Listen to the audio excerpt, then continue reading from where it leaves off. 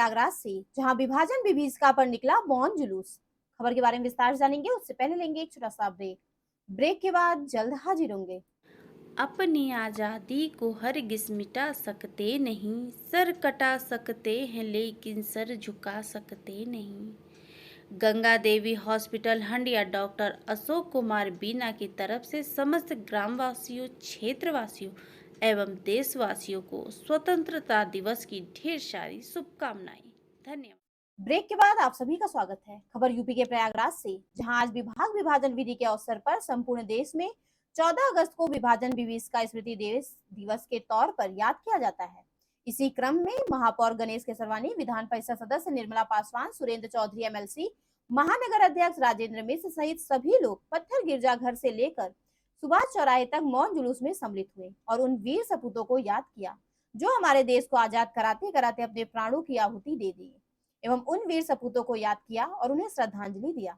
इस जुलूस में महापौर गणेश केसरवानी, पूर्व उप महापौर मुरारी लाल अग्रवाल, महानगर अध्यक्ष राजेंद्र मिश्र, निर्मला पासवान, एमएलसी मनोज कुशवाहा, श्याम प्रकाश पांडे मिश्र, महामंत्री कुंज बिहारी मिश्रा, रमेश पासी, अजय हेला, रीता सिंह महामंत्री, शिखा रस्तोगी सहित तमाम लोग मौन जुलूस में शामिल हुए। देखे यूपी सेंट्रल से state bureau chief Manoj Singh की रिपोर्ट।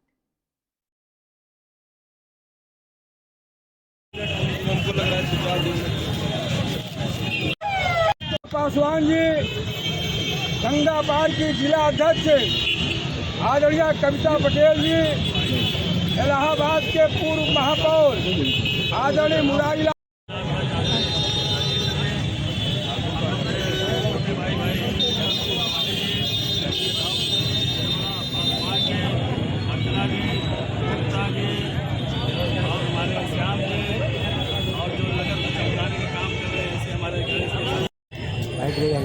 आज जो देश के लिए आहुतियाँ दी है, निश्चित तौर पर सुभाष चंद्र बोस, शहीद चंद्रशेखर जी, पंडित दीनदयाल उपाध्याय से लेके आपने यूनिवर्सिटी के शहीद लाल पदमधार, तमाम लोग इस देश के लिए आहुतियाँ दी। मगर घटना यह है 1947 जब बंटवारे के दौर आया, हमारे तमाम हिंदू समाज के व्यक्ति बहुत सी चीज़ों को झेला है। आज उसी के उपलक्ष्य में हमने काला दिवस में, ये जो काला अध्याय ही है, काला दिवस बनाया गया। और जैसे कि पत्थर गिरजाघर से लेकर यहाँ तक हम लोग मौन जुलूस लेके आए हैं, निश्चित तौर पर जागरूक करने का प्रयास किया। मौन आज हम लोग इसलिए हुए, विभाजन की विभीषिका में जो घर परिवार, जो लोग तबाह हुए,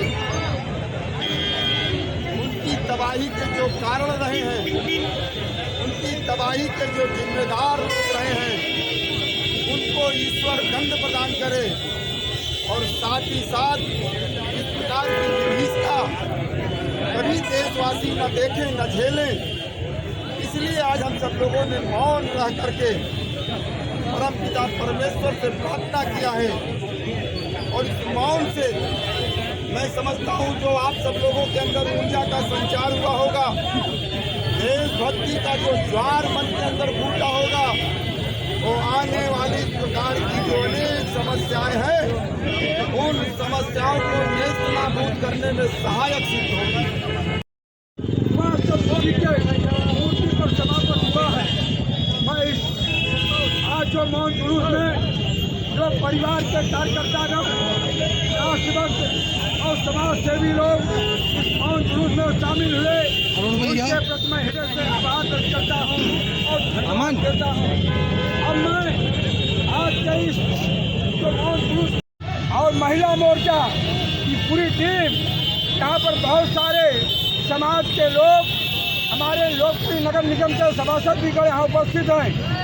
आज आप सब लोगों ने जो 14 अगस्त 1947 को जो घटना घटी थी, उसी के विरोध में पत्थर गिरजाघर, वहाँ से आप लोगों ने मौन जुलूस निकाल करके उन तमाम राष्ट्रभक्त, तमाम देशों के लिए जो शहीद हुए देश के बंटवारे में, उनको श्रद्धा सुमन अर्पित करने के